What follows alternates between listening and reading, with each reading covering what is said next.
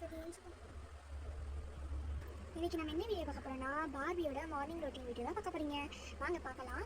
அதுவும் இல்லாமல் இனிமேல் நம்ம பார்பி வீடியோஸ் போட போகிறோம். மறக்காமல் நீங்கள் பார்த்துருங்க.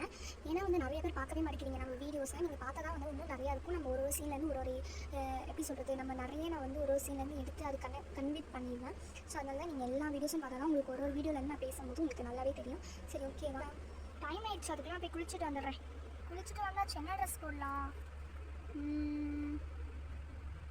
என்ன போடலாம்? பேசாமல் இன்றைக்கி ட்ரெஸ்ஸு மாதிரி போட்டுடலாமா, டிஷர்ட் மாதிரி. சரி இந்த ட்ரெஸ்ஸு போடலாம். சரி போயிட்டு நம்ம ட்ரெஸ்ஸு பழைய ட்ரெஸ்ஸு போய் வாஷிங் மிஷினில் போட்டுருவோம். வாஷ் பண்ணிடுறோம். அது வாஷ் பண்ணுறதுக்குள்ளே நம்ம போயிட்டு ஏதாச்சும் சாமான் கழுவ வேண்டியது இருக்குன்னா போய் கழுவிட்டு வந்துடுவோம். நம்ம போட்டிருக்க ட்ரெஸ்ஸோட துணி எக்ஸ்ட்ராவாக ஒன்று இருக்குது, அதை எடுத்து க்ளீன் பண்ணுவோம்.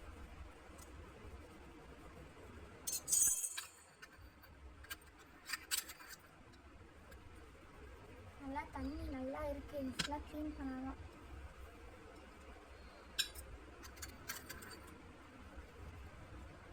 பால் இருக்கான்னு பார்ப்போம். காலையில் பால் குடித்தாதான் நம்மளுக்கு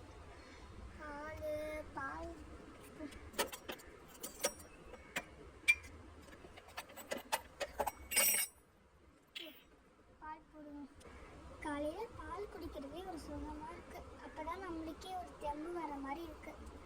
பால் நல்லா சுட்டுச்சு போல், எடுத்துருவோம். பால் ஊற்றியாச்சு, மிச்சம் இருக்க பாலை எடுத்து வச்சுருவோம் ஃப்ரிட்ஜுக்குள்ளே. அப்போ தான் நம்மளுக்கு நைட்டு கூட யூஸ் ஆகும், மதியானம் கூட.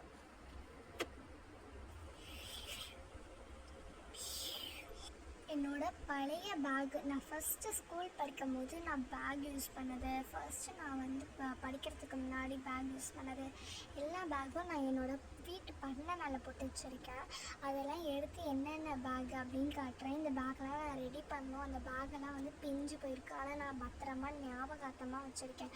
நீங்களும் அப்படி தானா? நீங்கள் வந்து ஏதாச்சும் பொருளை ஞாபகார்த்தமாக வைக்கிறதுக்கு ஏதாச்சும் பார்த்து வைப்பீங்களா? நான் அப்படி தான் கைஸ். இப்போ நான் உங்களுக்கு காட்டுறேன். நான் வச்சுருந்த பழைய பேக்ஸ் எல்லாம் இந்த டப்பாக்குள்ளே தான் நான் போட்டு வச்சுருக்கேன். அந்த பேகு பத்திரமா இருக்கணும்னு சொல்லிட்டு இதுதான் என்னோட அந்த பேகு.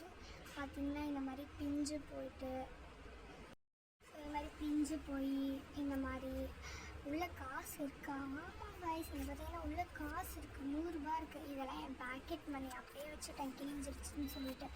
இப்போ தான் எனக்கு கிடச்சிருக்கு ஒரு காசும். அதுங்க எப்படி கிழிஞ்சிருக்கு. என்னோடய ஃபேவரட் பேக்கு நீங்கள் ஒரு வீடியோவில் பார்த்துருப்பீங்க. அதே மாதிரி இந்த பேக்கு பிஞ்சு பிரிச்சுன்னு வச்சுட்டேன். அப்புறம் வந்து இதில் எவ்வளோ காசு இருக்குது? வா, 25 ரூபா இருக்குது இதில். இந்த மாதிரி பிஞ்சு போயிடுச்சு. இந்த பேக் பார்த்திங்கன்னா இது இந்த மாதிரி பிஞ்சு போயிடுச்சு. இந்த பேக்கும் பிஞ்சு போயிடுச்சு. இதுலேயும் காசு இருக்குப்பா, 100 ரூபா இருக்குது. இந்த மாதிரி பிஞ்சு போய். ஸோ இதுதான் என் மெமரிஸ். ஆனால் எனக்கு என்ன ப்ளஸ் பாயிண்ட் தான், எனக்கு வந்து 225 ரூபா கிடச்சிருக்கு இந்த காசு. நான் அது எடுத்ததில் இங்கே பாருங்கள் கைஸ், கை ஃபுல்லாக கருப்பாயிடுச்சு. காசு வச்சு ஏதாச்சும் வாங்கலாம், என்ன வாங்கலாம் அப்படின்னு சொல்லி கமெண்ட்டில் சொல்லுங்கள். சரி ஓகே, பாய்.